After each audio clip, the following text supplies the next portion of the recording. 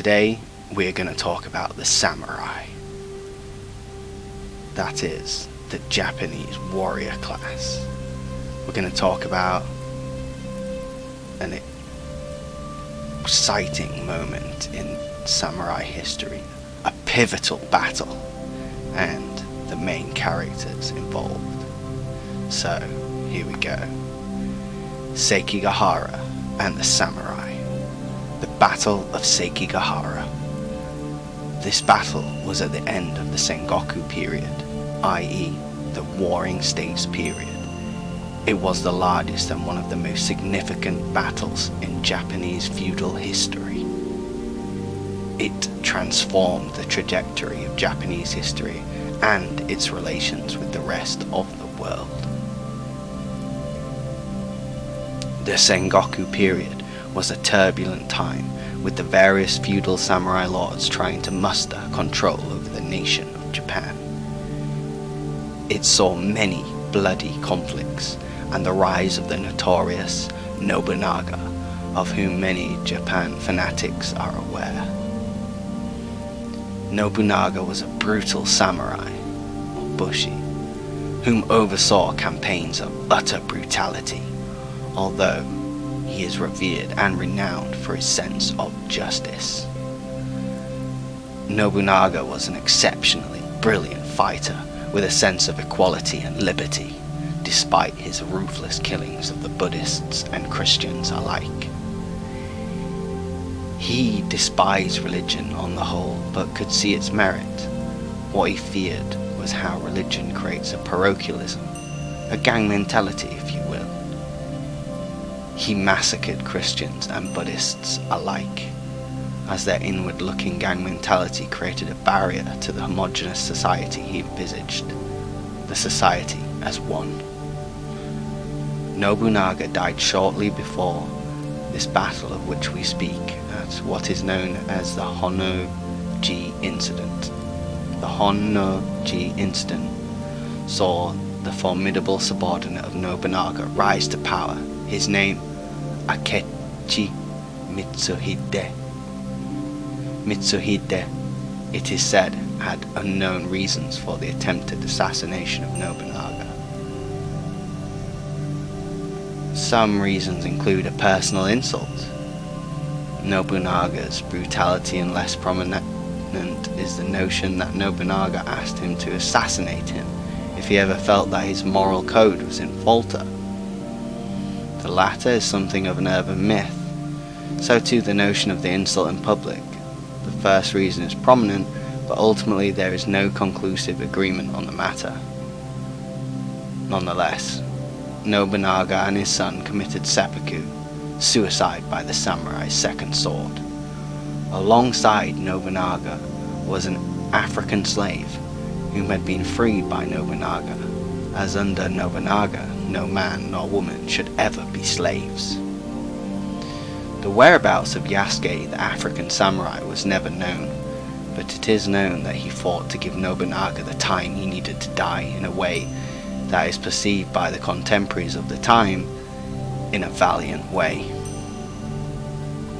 Fear not, reader, for justice served to sweet Mitsuhide, a valiant samurai warrior from peasant blood named Toyotomi Hideyoshi served justice in the Battle of Yamazaki. Incidentally, there was so much shame upon Mitsuhide, the person whom attempted to assassinate Nobunaga, that his daughter too committed seppuku, claiming her father was abhorrent in her final breath. This was all shortly before the battle, of which he met justice from a peasant samurai, whom was allowed to rise in the ranks of Nobunaga's army due to two key factors: Nobunaga's sense of parity and his brilliant swordsmanship and dutiful and tactical mind. This all leading to the Battle of Sekigahara and the end of the Warring States. There is a famous saying in Japan that gives clarity to the three most prominent samurai leaders of the time. Nobunaga, Min kanu nara shashite shimae o hototogisu. If a bird doesn't sing, kill it. Then Hideyoshi, Min kanunara min kashite ji a in se yo u hototo gisu. If a bird doesn't sing, make it. Then Tokugawa, Min kanunara min kumade dai to uhoto to gisu. If a bird doesn't sing, wait for it. This is a cultural perspective and not an actual quote, but it epitomizes their personality types in the consciousness of their contemporaries, and indeed in Japan today among scholars and the average Joe alike. And so, Tokugawa and his peaceful and tactical biding of time resulted in many formidable samurai lords defecting from the side of Hideyoshi. Not to mention undertones of Hideyoshi's bloodline being one of a mere foot soldier. Notably, this was too one of the first battles to see a large amount of guns used in the process of battle, though we must remember the guns of that time were not effective in comparison to now. The blood onslaught was horrific. It was catastrophic in cost of human life, yet it ushered in 3 centuries of peace and unity among the peoples of Japan. It ushered in a ruler who was fearful of Catholicism and, in a wider sense, Christianity. So too was Tokugawa an advocate for equality among men. He even had gaijin foreigners as samurai advisors and gave prominent position to a British man, one William Adams, whom helped build and design ships for a short-lived expansionist campaign into Korea. Shortly before the closing of Japan's borders, the exclusion of Christianity, and the start of the era of isolationism, in which only one port in the whole of Japan was open to the outside world.